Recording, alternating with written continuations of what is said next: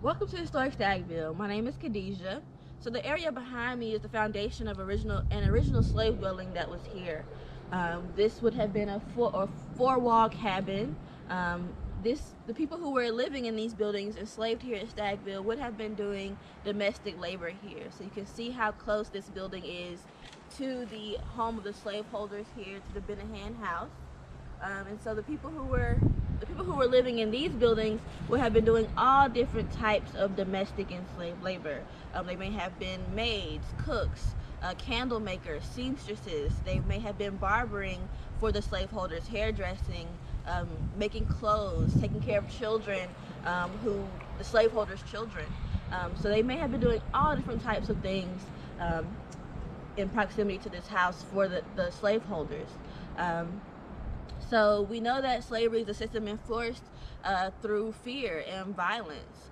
And people who were enslaved in domestic spaces, the difference between them and people who were enslaved in other parts of this plantation, likely in agricultural labor, the people who were in domestic spaces were under white supervision 24/7. They were very close to the slaveholding family here. So we think of slavery as a system there's a lot of physical violence that's a part of the system, but also a lot of psychological violence. We have a record of a man named Morgan Latta who discusses what his experience was like being enslaved here as a child, and he talks about a story of his uncle being beaten by an overseer here, and his father standing next to him and being afraid to cry.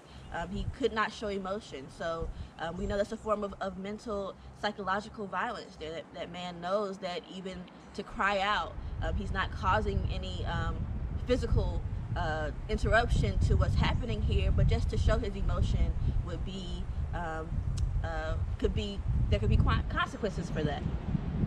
This foundation is also pretty important because we know that archaeology was done on this site here in the 1970s. And they found one of these.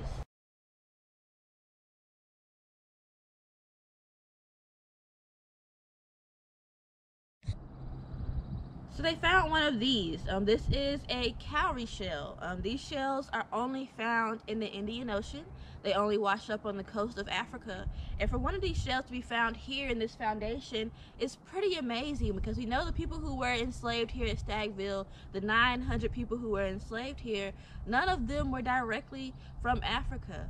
But they maintain a lot of African culture and traditions here, and we know that this shell had to go through generations of families. That means it traveled through the transatlantic slave trade.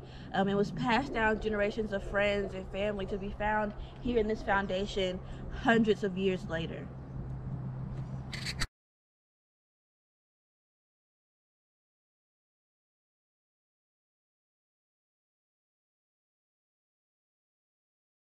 Understanding, the area behind me is the foundation of the original kitchen that was once here. This would have been a separate building. The rocks are what's left of that large hearth that was here, where the fireplace where they would cook. And you can see how close this building would be to the home of the slaveholders, to the Benahan and Cameron home. But we know there would be an enslaved person cooking in this building all day long, breakfast, lunch, and dinner, for the Benahans and Camerons who were living in this home. We know that the person who is preparing those meals, the enslaved cook, they have to have all different types of skills to do that labor. They have to be very strong to lift those large cast iron pots and skillets. They have to have skills in maintaining fires. They have to be well versed in managing people. They are communicating with the enslaved servers, with the wagon drivers who are delivering food to this part of the plantation. They also have to be very creative. They're taking what they have to prepare meals that the slaveholders would enjoy. Maybe they only have a little bit of this crop or a little bit of this rice or grain, and they're learning, or they're figuring out how to put that together to make a meal that people would enjoy. We also know that cooking here is a large way that culture and tradition is maintained. Of course, enslaved people are descended from Africa, and they're maintaining a lot of that African tradition here at Stagville. They're preparing foods, they're growing things with roots in Africa.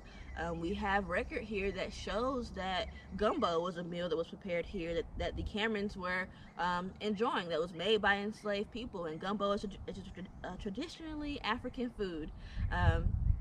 So we can see that cultural exchange, that cultural retention here at Stagville.